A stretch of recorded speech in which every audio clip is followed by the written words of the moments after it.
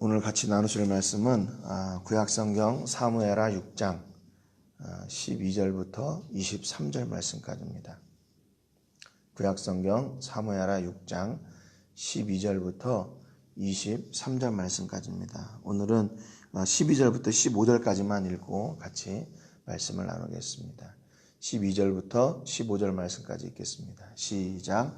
어떤 사람이 다윗 왕에게 아뢰어 이르되 여호와께서 하나님의 궤로 말미암아 오베데돔의 집과 그의 모든 소유에 복을 주셨다 한지라. 다윗이 가서 하나님의 궤를 기쁨으로 메고 오베데돔의 집에서 다윗성으로 올라갈새 여호와의 궤를 맨 사람들이 6걸음을 가매 다윗이 소와 살찐 송아지로 제사를 드리고 다윗이 여호와 앞에서 힘을 다하여 춤을 추는데 그때 다윗이 배 에봇을 입었더라. 다윗과 온 이스라엘 족속이 즐거이 환호하며 나팔을 불고 여호와의 궤를 메어 오니라. 아멘. 네. 우리가 어제 말씀을 통해서 다윗이 왕이 된 뒤에 또 한 일이 하나님의 궤를 가져오는 일이었었죠. 아비나답의 집에 있던 궤를 가지고 오면서 근데 소가 이렇게 들떠가지고 뛰어가지고 법궤가 떨어지려고 했을 때 우사가 그것을 붙잡았는데 그가 그 자리에서 죽게 됩니다. 그래서 3만 명이라는 사람을 선출해가지고 갔는데 그 대형 행렬이 그냥 그 한순간에 다 이제 공포에 휩싸이게 되고 그래서 결국 그 법궤를 오베데돔의 집에다가 두고 법궤 옮기는 일을 중단을 했습니다.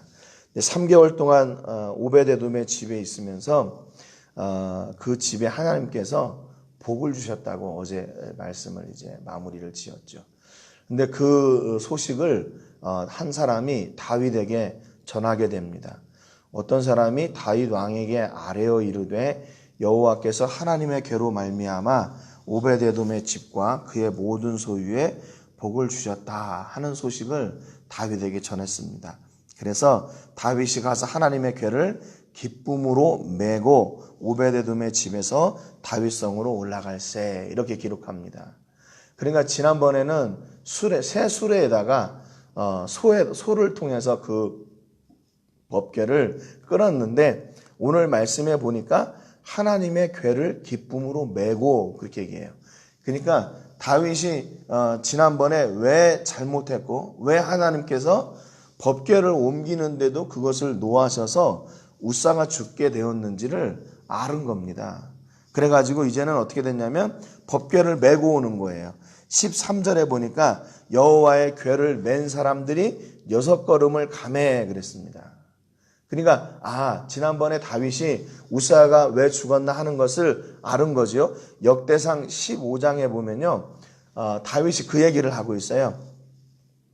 15장 13절에 전에는 너희가 매지 아니하였으므로 우리 하나님 여호와께서 우리를 찢으셨으니 이는 우리가 규례대로 그에게 구하지 아니하였음이니라 그랬습니다. 그러니까 지난번에는 소를 가지고 이거 수레를 끄는 거니까 이게 잘못된 거다. 그래가지고 역대상 15장 11절에 보면 제사장 사독과 아비아다를 불러가지고 레위 사람 6명을 또 불러요. 그래서 그 6명이 이 법궤를 이제 옮기게 되는 겁니다. 그래서 이 6명이 법궤를 메고 오늘 본문에 보니까 6걸음을 가매 그랬어요. 6걸음을 지나니까 다윗이 소와 살찐 송아지로 제사를 드리고 그랬습니다. 그러니까 왜 6걸음이었을까? 그냥 이번에는 하나님께서 어떻게 하시나 그걸 보는 거죠. 전에 그 방법대로 하나님께서 말씀하신 대로 제사장들을 통해서 이 레위인들을 선출하게 하고 그들로 하여금 이 법궤를 메고 6걸음을 딱 지나고 나니까 하나님이 이 방법이 맞는 거구나. 이제 그렇게 알고 다윗이 제사를 드리는 겁니다. 그래서 그게 감사의 제사겠죠. 그리고 회개의 제사겠죠. 우리가 잘못한 것을 용서해 주셔서 감사합니다. 그래서 이제 그 법궤 옮기는 일을 계속 하게 되는 거죠. 14절에 보니까 다윗이 여호와 앞에서 힘을 다하여 춤을 추는데 그때 다윗이 배 에봇을 입었더라 그랬습니다. 이 배 에봇은 제사장들이 그 앞에다가 입는 조끼 같은 거예요. 그런데 배 에봇은 그걸 배로 만든 거죠.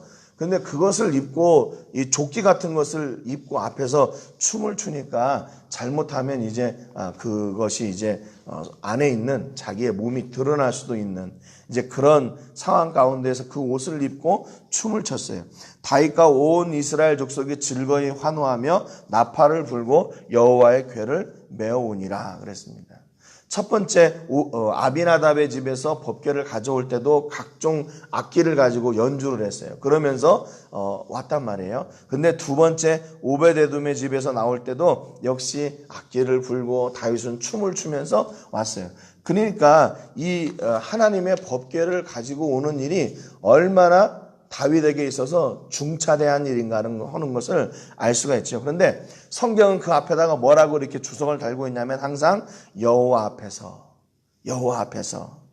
그렇게 했다는 거예요. 14절에 다윗이 여호와 앞에서 힘을 다해서 그렇게 춤을 추었다는 거죠. 그러니까 다윗이 지금 그렇게 춤을 추는 이유는 다른 것이 아니라 하나님의 법궤가 자기의 집에 들어온다. 다윗의 성에 들어오는 것을 너무나 기뻐했다는 거예요. 그것이 사람 앞에 하는 것이 아니라 하나님 앞에 그렇게 했다는 겁니다. 16절에 보니까 여호와의 궤가 다윗성으로 들어올 때 사울의 딸 미갈이 창으로 내다보다가 다윗 왕이 여호와 앞에서 뛰놀며 춤추는 것을 보고 심중에 그를 업신여기니라 그랬습니다. 여기 업신여기다는 말은 히브리 말로 바자흐란 말인데 경멸하다 또는 가치없게 하다 그 말이에요. 그러니까 임금이 그 법궤 앞에서 춤추는 게 저게 무슨 소행이야 그런 얘기예요. 저 법궤 들어오는 게 뭐 큰일이라고 저렇게 춤을 추고 있어. 저렇게 쓸데없는 짓을 해. 그렇게 미갈이 생각했다는 겁니다.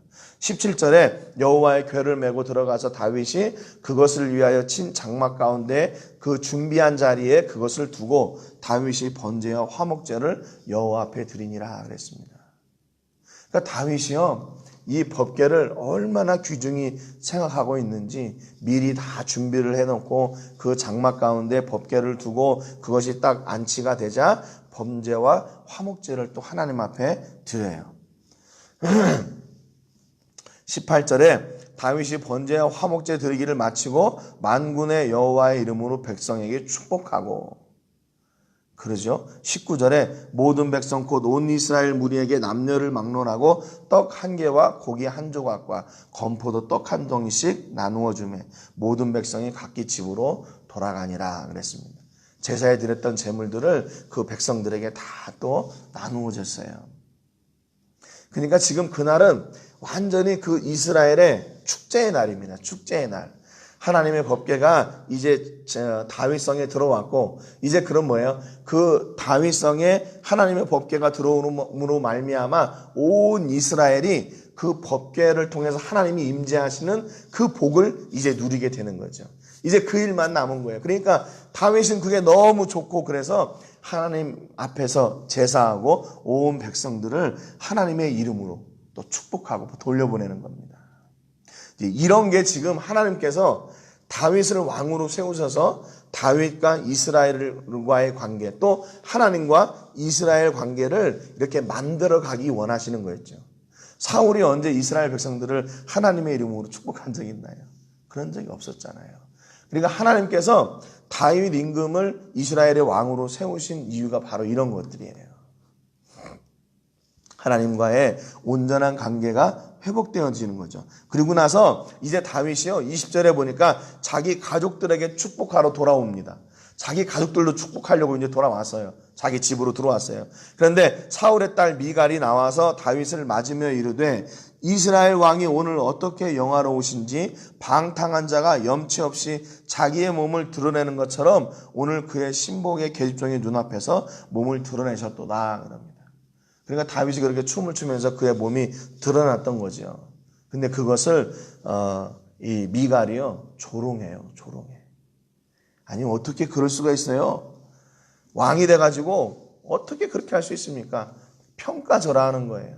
하나님 앞에서 기쁨으로 행한 일을 어떻게 그렇게 가치 없는 일, 쓸데없는 일, 왕의 체면도 못 차리고 어떻게 그렇게 할 수 있습니까? 그걸 핀잔을 줍니다. 21절에 보니까 다윗이 미갈에게 이르되 이는 여호와 앞에서 한 것이니라 그랬습니다. 그러니까 다윗은 하나님 앞에서 한 거니까 괜찮다는 거예요. 야, 그거 좀 몸이 드러나면 어떠냐? 야, 좀 왕의 체면이, 위신이 좀 깎이면 어떠냐? 그것을 하나님 앞에 한 거니까 나는 아무런 거리낌이 없다. 그렇게 얘기하는 거죠. 그가 내 아버지와 그의 온 집을 버리시고 나를 택하사 나를 여호와의 백성 이스라엘의 주권자로 삼으셨으니 내가 여호와 앞에서 뛰놀리라 그랬습니다. 나는 아무런 거리낌 없다. 나는 하나님 앞에서 그렇게 춤추며 살 거다. 그 말이에요. 내가 하나님 앞에 춤추는 이 일 나는 중단하지 않을 거다. 나는 하나님을 예배하는 일, 나는 하나님을 기뻐하는 일, 나는 하나님께만 영광을 돌리는 일, 그거를 나는 중단하지 않을 거다. 이렇게 당당하게 선포합니다. 내가 이보다 더 낮아져서 스스로 천하게 보일지라도 네가 말한 바 계집종에게는 내가 높임을 받으리라 그랬습니다. 야, 그렇다고 네가 그렇게 오해하니 참 너가 안타깝다. 나는 하나님 앞에서 춤추는 일을 중단하지 않을 것이고 나는 너의 그 잘못된 그 평가를 나는 받아들이지 않을 거다. 그런 거죠. 왜냐하면 나는 하나님 앞에서 한 거니까. 다윗의 중심의 신앙을 볼 수 있는 거죠. 내가 여호와 앞에서 뛰놀리라. 나는 이 일을 중단하지 않을 거다. 이렇게 고백했어요. 23절에 그러므로 사울의 딸 미갈이 죽는 날까지 그에게 자식이 없으니라. 다윗이 이제는 그를 보지 않는 거죠. 그가 저주를 받게 되는 겁니다. 여러분, 그러니까 사울의 딸 미갈이 얼마나 어리석은 사람이에요. 지금 다윗이 사울의 딸 미갈을 다시 그 다윗의 궁에 오게 하기까지 얼마나 많은 그런 마음의 상처, 아픔이 있었어요. 사울의 딸 미갈을 다른 사람한테 주잖아요. 다윗에게 줬다가. 그러니까 다윗이 그걸 마음에 두고 있다가 다시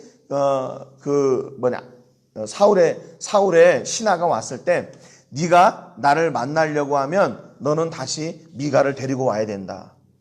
그렇게 했잖아요. 그래서 그 신하가 다시 사울의 딸 미갈을 데리고 와서 그제서야 그를 받아들여 주는데 그런 모든 과정, 그러니까 다윗은 미갈에 대한 끝까지 책임을 진려하고 그를 사랑하는 마음이 그 안에 있었어요.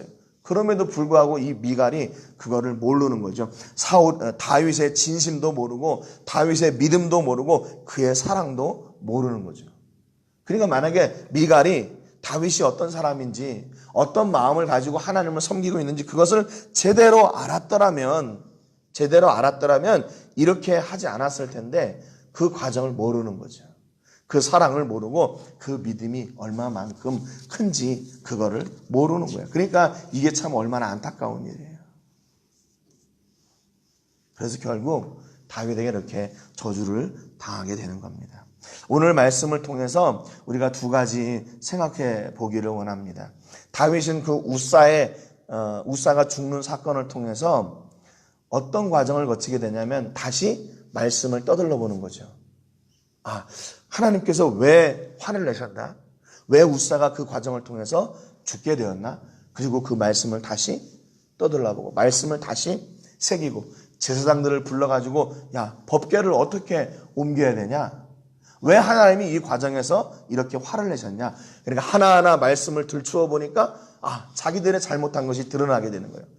그래서 하나님께서 이것 때문에 이렇게 하셨구나. 그리고 다시 그 일을 수정하는 거죠. 회개하는 거죠. 그리고 그것을 하나님의 말씀대로 다시 행하게 됩니다.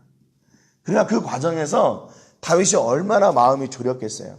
두 번째 오벳에돔의 집에서 법궤를 가지고 나올 때 이제는 하나님의 말씀대로 했단 말이에요. 그러면 이제는 이게 또 잘못된 것이 없을까? 그래서 마음 졸이고 6걸음을 이렇게 옮기고 나와서 보니까 하나님이 이게 맞는 거구나. 하나님께서 이걸 말씀하시는 거구나. 그래서 그때 제사하고 춤추고 찬양하고 하나님께 영광을 돌리고 너무나 기뻤던 거예요. 이것을 미갈이 함께 기뻐해 줬더라면 얼마나 좋았을까 하는 거죠. 그러니까 때로는 우리가 만나는 그런 실패나 고통이나 좌절 앞에서 뭐를 회복해야 되냐면 다윗처럼 하나님의 말씀을 다시 회복하는 겁니다. 하나님께서 내게 뭘 원하시나? 그래서 다시 그 실패에서 돌아서서 하나님께로 나가는 것. 그 실패를 발판 삼아서 하나님 앞에 나가는 그런 통로로 삼는 것. 그것이 바로 우리에게 오히려 그러면 그 실패가 큰 축복이 된다는 겁니다. 두 번째, 다윗의 가치는 어디에 있나? 다윗의 가치. 다윗에게 가치는 사람들에게 높임을 받는 것인가? 아니면 하나님 앞에 낮은 자가 되어도 그분을 찬양하고 즐거워하는 것인가? 다윗의 가치는 하나님께 있어요. 사람들에게 막 높임을 받고 칭찬을 받고 하는 그것에 관심이 있는 것이 아니라 다윗의 관심은 하나님 앞에 낮은 자리에 가서 그분을 찬양하는 그것이 바로 다윗의 가치였습니다. 세상에서의 높고 낮음의 가치를 두고 그것을 중요하다고 생각하지 않고 하나님을 가치에 두고 그 하나님 앞에서 전심으로 찬양하고 하나님을 온전히 예배하는 그 자리에 서는 것, 그것이 바로 다윗의 최고의 가치였어요. 여러분, 그래서 오늘도 우리가 이 다윗처럼 하나님을 기뻐하고 즐거워하는 그 일을 나는 멈추지 않을 것이다. 나는 중단하지 않을 것이다. 내가 여호와 앞에서 뛰놀리라, 이렇게 고백했던 다윗의 고백이 바로 여러분과 우리의 고백이 되기를 주님의 이름으로 축복합니다. 네. 오늘 한 주간 계속해서 한 해를 하나님이 주시는 은혜로 잘 마무리할 수 있도록 위해서 기도해 주시고요. 오늘은 양미란 선교사님을 위해서 기도해 주시기 바랍니다. 영주권을 계속 위해서 기도하고 있는데 모든 과정이 잘 맞춰질 수 있도록 위해서 기도해 주시고 또 아무런 어려움 없도록 그 과정을 잘 이렇게 맞춰낼 수 있도록 위해서 기도해 주시기 바라고요. 오늘 말씀 가운데처럼 하나님만 우리의 참 가치와 섬김과 찬양과 예배의 대상이 되게 해주시기를 위해서 같이 기도하겠습니다. 제가 먼저 기도하겠습니다. 하나님 아버지, 감사드립니다. 오늘 우리가 다윗의 이 고백을 통해서 하나님 우리를 돌아보게 해주셔서 감사합니다. 다윗은 왕이었지만 그는 하나님 앞에 낮은 자로, 하나님 앞에 온전한 예배하는 자로, 찬양하는 자로 세워지기를 원했습니다. 그래서 다윗은 다른 많은 백성들과 함께 하나님의 법궤가 다윗성으로 들어오는 것을 그렇게 기뻐하고 즐거워했습니다. 하나님, 이런 순전한 믿음이 우리 안에 회복되게 해주시기를 원합니다. 사람이 우리를 어떻게 평가할지, 세상이 우리를 어떻게 평가할지가 우리의 가치가 아니라 하나님 앞에서 내가 어떤 사람이 될 것인지, 하나님이 나를 어떻게 받을 것인지, 내가 어떻게 하나님의 말씀대로 살 것인지, 우리 중심에 하나님이 우리의 온전한 가치가 되게 하여 주시옵소서. 그래서 내가 여호와 앞에 뛰놀리라 고백했던 이 다윗의 고백이 오늘 우리의 고백이 되게 해주시고 하나님 앞에 예배하고 찬양하고 섬기고 하나님을 온전히 기뻐하는 이 삶이 우리 가운데 최우선순위가 되게 하여 주시옵소서. 우리를 그렇게 사용하시고 우리가 늘 그 예배의 자리에, 찬송의 자리에 서는 자들로 우리를 세워주시옵소서. 모든 영광을 하나님께 올려드리고 예수님의 이름으로 기도합니다. 아멘.